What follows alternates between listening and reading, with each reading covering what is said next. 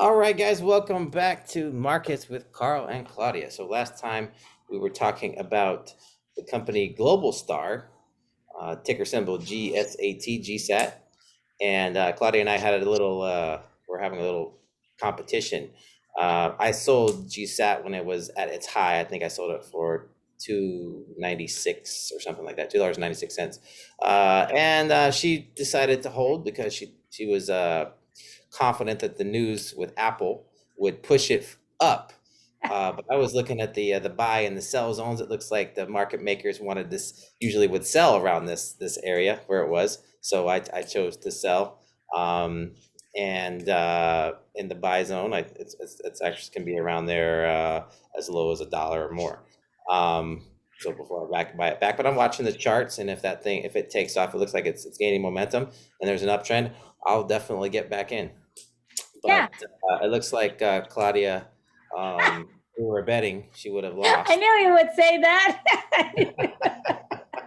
Okay, now let me give my side of the story here. So I have a different approach to stock, right? I'm more like the long-term holder.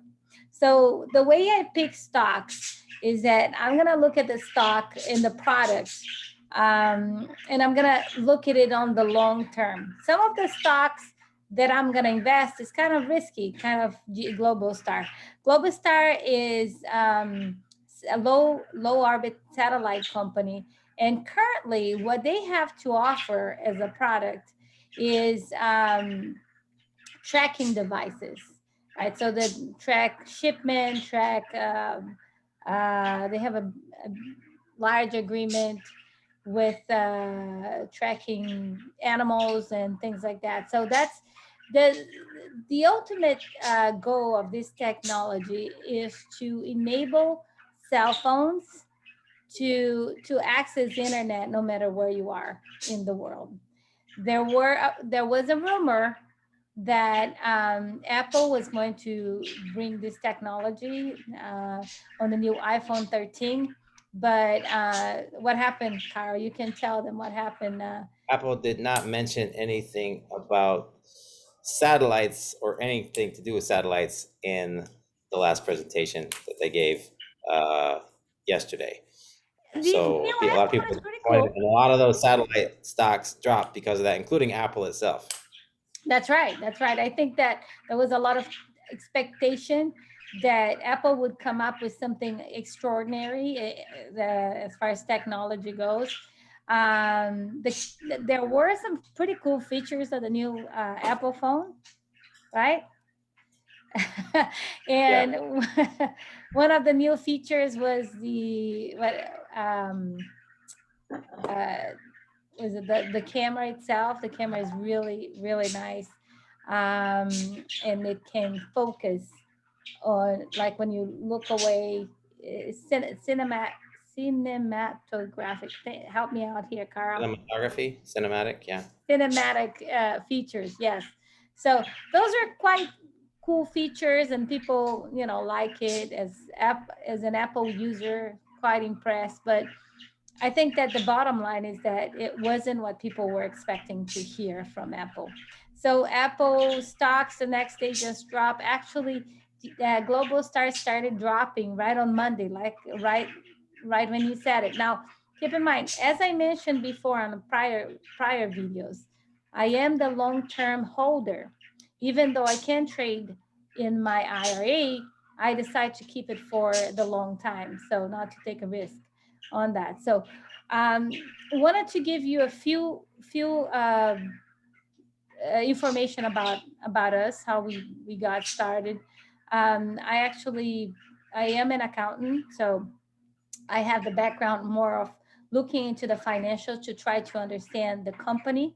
Of course, with new companies like Global Star and in new technology, you are not going to see the numbers that you want to see, because a lot of those companies that are starting out, they're not going to show the revenue as of yet. So you're just betting on the technology. You're betting that this company is going to take off, and whatever product that they are offering is going to come to fruition. Now, when I spoke to you last week in regards to Global Start, we did mention that this is a long-term hold. It could be maybe 5 years from now that this technology is going to develop, could be less, right? So anyhow, Kara's going to talk about how he approaches, which is a different way. He likes to day trade or swing trade the stocks, but he does have quite a few tools that will help him decide how, when, and how to trade those stocks. Now, I wanted to mention to you that I started I started trading more heavily when I changed my 401k into an IRA account, so a standard IRA. So I retired early from the prior employer, and I got my 401k, and I decided to withdraw this money and put it on a brokerage account where I can control my investments. Of course, I could hire my brokerage account to manage my investments, but I decided that I would go about doing it myself based on the information and the education that I have. Now, I wanted to tell you that with that approach, I was able to triple my investment. So in 1 year. So of course the stock did settle this year, but I'm still, double from what I originally started. So we're gonna share with you what helped us decide on which investment, and tips that's gonna help you also grow your investment. Carl? Yeah. So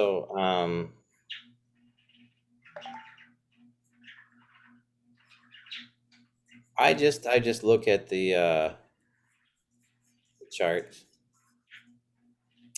and I'm just looking at the second here. Now, I wanted to give you a little bit of background. Kara's has been heavily invested in educating himself in reading the charts in order to make the decision. So, like Not any heavily. I'm not an like expert. what is that? I'm not a big expert.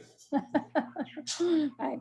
So, but like anybody that wants to invest, it's important to understand the behavior of a stock, and it's a reality over time.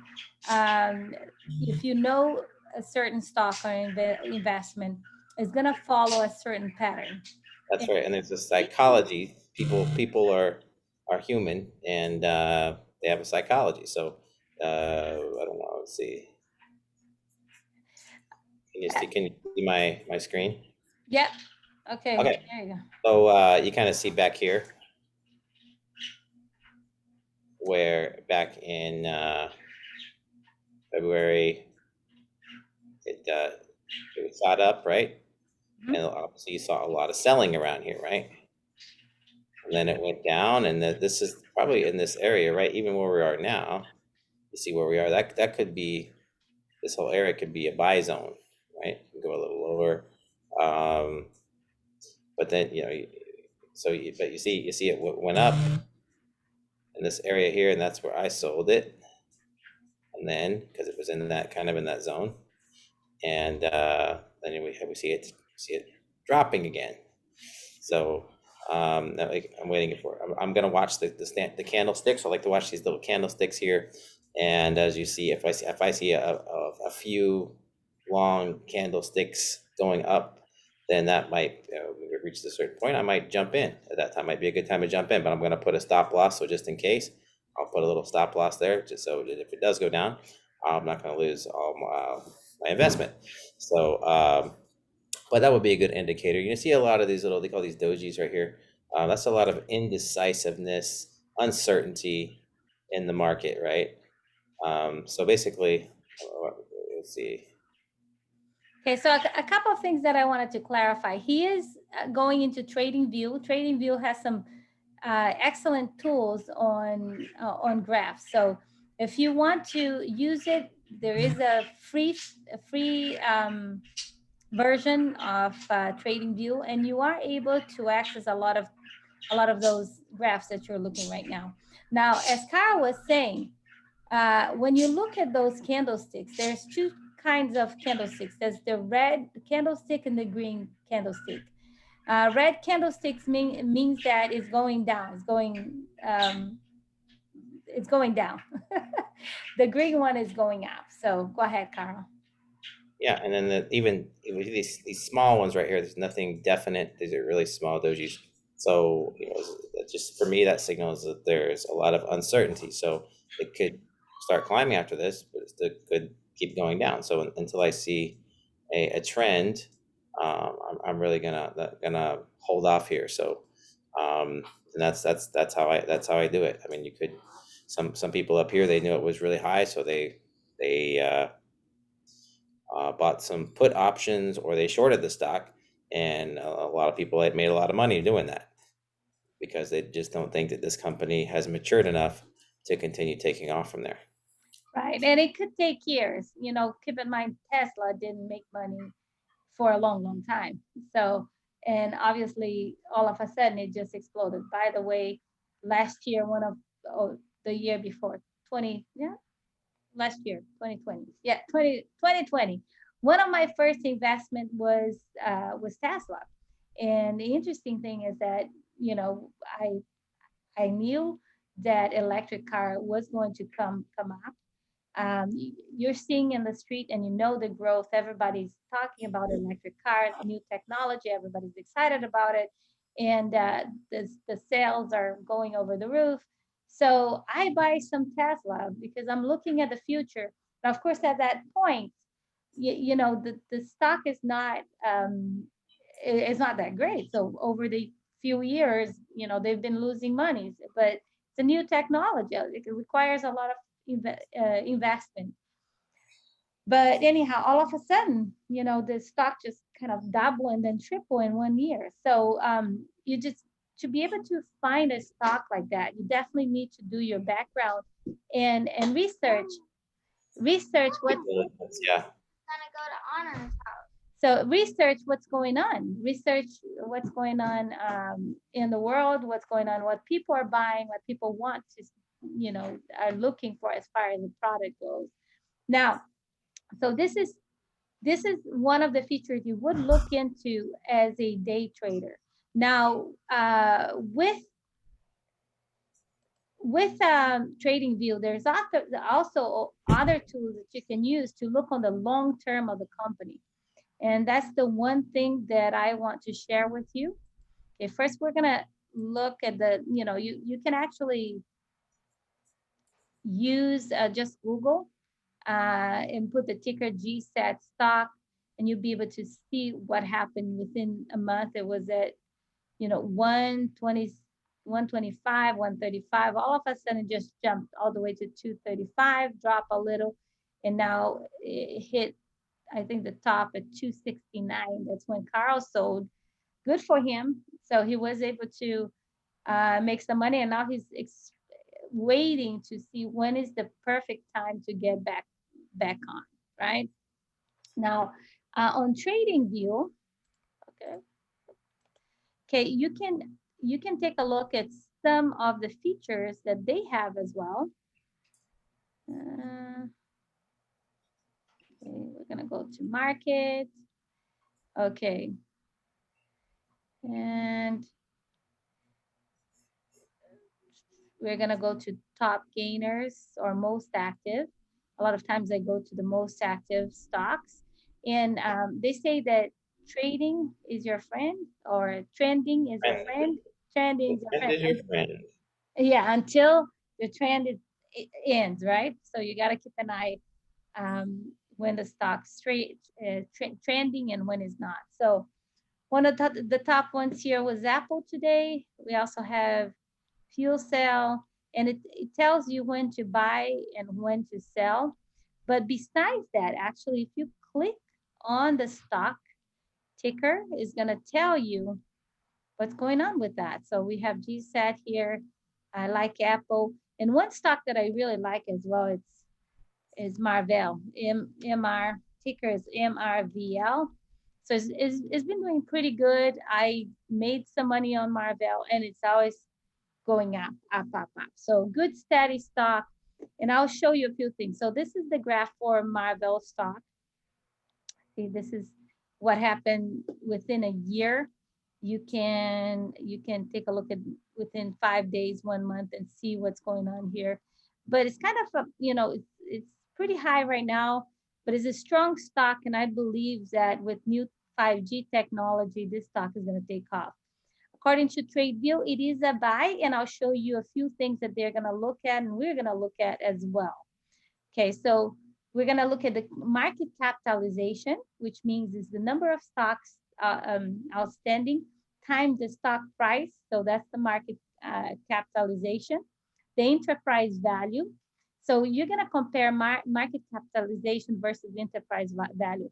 And when the enterprise value is below the market capitalization, is something you got to be aware. You got to take a look at it. And it should show the value of the company should always be above the market capitalization, ideally, right? But there are exceptions by all means. Now, price to revenue ratio. Right now it's telling me that it's pretty high for the revenue they're making. But once again, we're thinking ahead. We're thinking in the future. And with 5G coming up, or it's already going on, but developing, because it's actually the technology is developing step by step. So it's not like all at once, right? So here, 14.80, it should be between 1 and 2. That's the ideal. So this means that the stock is really expensive, but it's a good company, and we believe in it. So we kind of we don't overlook it, but we are aware of that. But we look at other things as well. So we're gonna take a look at the current ratio, which is 1.75. It is a good ratio. We want to be between 1 and 2 or below. That would be fine. The debt to equity is pretty good. So that means that 0.34 means that we have it's below 1. So if it is above 1, it means that the company has too much debt, and you may kind of think twice. But once again, depending on the company, if it's a new company, new technology, it's probably going to be pretty high. So you got to consider if this company is going to take off or not. Kind of read the news and see what's going on, right? So really like this financial from TradingView. So the way you look at market, look at stocks, and you can go top gainer, top loser, or most active. Most active usually helps me understand what's going on with the market today. So Yahoo Finance also has the most active stocks. So we're gonna go finance. Okay. Okay. Finance home. And you can actually put the ticker of the stock here, and you have access to their financial as well. So we're gonna do the same with Marvel, ticker MRVL. Gonna take a look at this stock here, and there's gonna be a summary here, but I like to look at the financials, right? And on the financial, it's always gonna go to the income statement. Income statement means it's whatever the company is making minus all the expenses, right? So as far as revenue from product, sales of product, we have the balance sheet, which tells us what's the company worth as far as assets minus liability, and then the cash flow. Cash flow is where you're gonna look the liquidity of this company if they have cash at hand. And if you see a negative cash flow, it's definitely a red flag. It means the company is running on a red, and it can run out of money. So it could be like my old finance teacher once said, they can be swimming naked, means that no money. And if there is any price in the market, they definitely, was one of those companies that cannot survive. So when looking at the income statement, you can look at the annual, or you can click on quarterly to see if the company has a significant growth. So if you look at quarterly, and as far as Marvel goes, it's been nice, steady climb. See that? It's always going up, up, up, up. And that's what we like to see. Great company. Definitely should be looking into this as an investment. Global Star, on the other hand, is a little different. It's a different story. Another thing to keep in mind is with the chip shortage, the way it is, that means they have a line of people backed up waiting to orders that are backed up. So that's definitely going to be good for business down the line when they're able to fulfill those orders. Thank you, Carl, for mentioning that, because not only Marvel but also other chip companies like AMD, they they reported great earnings, great company as well, and they're making a lot of money with the chip shortage, right? Because obviously there's a lot of demand for them. So yeah, those are all the things you should be looking at. So this is a little summary of how we look at stocks in order to be successful while we invest. While we invest, even though Karen and I have a little competition, I hold sometimes, I make more on the long term. Sometimes he makes more just trading shortly. But the bottom line is that we actually collaborate with each other. He helps me with the graphs, understanding the graphs, and I help him understanding the financial. So we run it with each other, which stocks. And of course, we both have our separate investments. I have my investment, he has his investment, and we're able to kind of collaborate with each other, but at the same time have our independence, uh, following our specific method of trading stocks. Um, Trading stocks can be absolutely rewarding, not just financially, but also it's fun. But it's very important to do your due diligence. And Kara's going to talk about his what he does in regards to his due diligence. I'm going to talk about mine. Yeah, I just like to see what is popular, whether it's artificial intelligence, it's going to things that are going to change and our way of life, things that are going to be popular. 5G, artificial intelligence, electric vehicles, etc. And then I look at the companies and I look at the charts and like you do, and try to see which one is the most competitive company out there, and that's the one I invest in. That's great.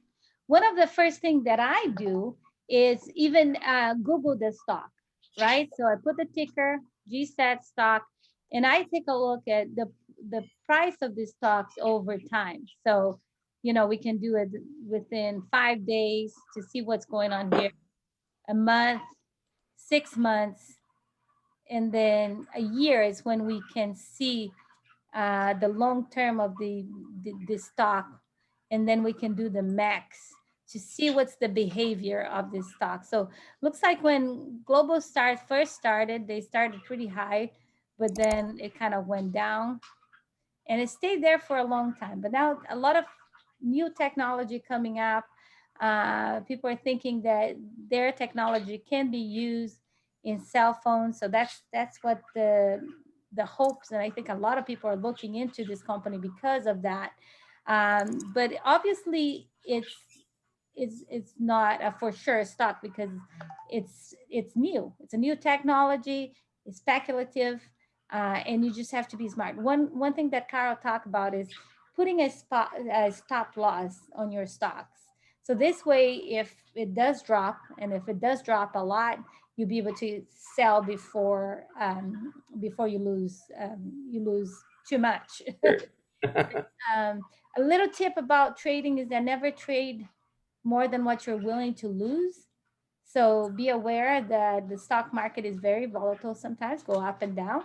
Again, this is not trading advice. We are not advisors, so seek out your actual financial advisor for information. This is for entertainment purposes only.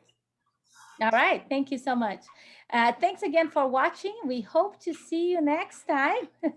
Until next time, Carl. We'll see you then. All right. Bye.